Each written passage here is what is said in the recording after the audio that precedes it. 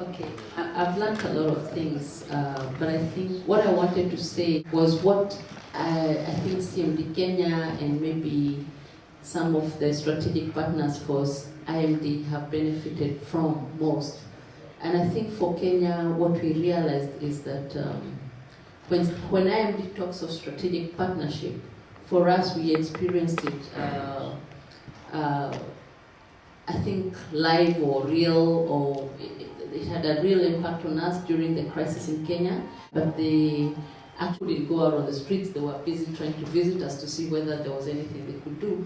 So for me, the issue of strategic partnership, which I know has been debated a lot, especially in the last partnership days, became real during that time. And I would like to just say that I would commend IMD to continue on that path, and even now inviting us to the evaluation meeting, midterm evaluation kind of for IMD. It's continued, I think it's a sign of that continued partnership, that it's not just about us, it's also about you out there.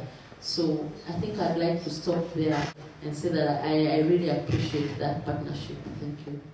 It's 10 days or the entire period, but there's something that really struck me about the strategic partnership, because somehow we are basically inclined to think about other partners, meaning apart from IMD, who else? Should we talk to EU? Should we talk to UNDP?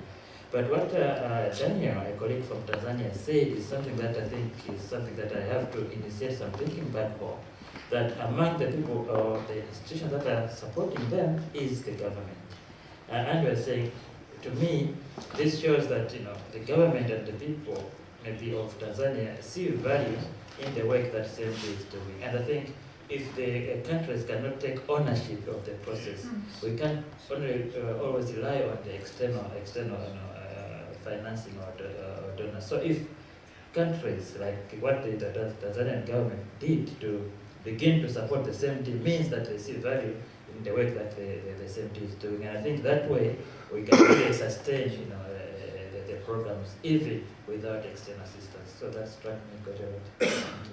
All the introductory phases of the campaigns themselves, where each and every party is testing its own muscles in terms of the support that it still enjoys. So if you fill up the halls or you fill up the stadiums, already is the gauging that is taking place currently.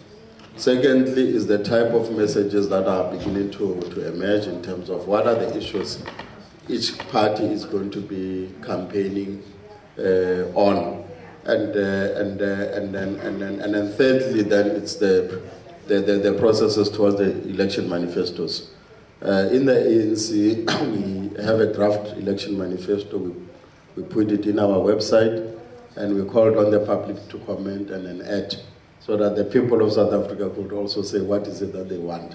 And so that process culminated with an election manifesto conference attended by 2,000 people over the past weekend, where then the drafters will then begin to look at issues that came through, some of those issues that have been analyzed, and we're using a professional analysts team, obviously, that it's guiding us. We will then, also there's another process of practice where they are all now beginning to identify MPs that they will, or people that can be MPs through a list processes internally. And that is a democratic process, but it differs from one party to the other. Within the ANC, it starts with a branch. You have to be nominated by a branch. There are 3,000 branches in the ANC. And then for your name to qualify on a ballot paper, you have to be nominated by 5 branches. If you get 4, then it falls off automatically. But once you have got 5, it goes to another process of list processes at the regional level, and then in the province, then it goes to the national list conference. We are going to go through 3 stages of votes, where you have to go through the eye of the needle, as they will put it. And then that's how tough it is for you to go through the eye of the needle. The people who have registered in South Africa for the forthcoming election is 21 million. It's an increase if you compare to the 1994 elections. 1994 elections, 20 million people participated, but we have since lost 3 million voters due to death and other natural causes. And then now with 5 million coming, then it has increased it back to not 20 now, but to 21. So the next voter registration will be in January or February, depending on the date of the elections. Once the date is announced, the Electoral Commission will then announce the last phase of the voter registration. However, voting registration continues at the level of the municipality every day. People can just go there and do. The website is alive. There's also an SMS message where you just SMS to check whether your status are still okay, and then within a minute it comes back to say you are indeed entitled to vote, and then this is your voting area, and then if you are still living in that area, if you are not, please go and re-register wherever you live. So it's quite a readiness type of a thing. Well, first of all, I'm envious of Africa, because I see that you have developed a solidarity context between CMDs, between different countries. I must say that Latin America, we have not been able to do that yet. Very small, little countries that are active in Latin America.